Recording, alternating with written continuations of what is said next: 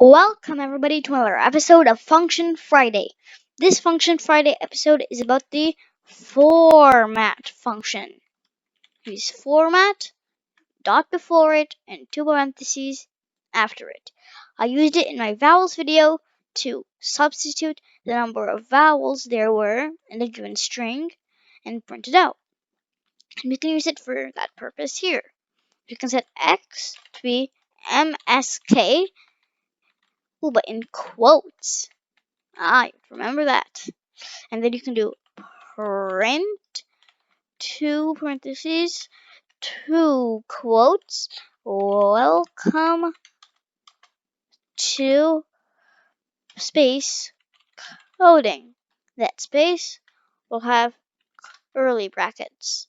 Then we can do a dot format in here, two parentheses, and an X.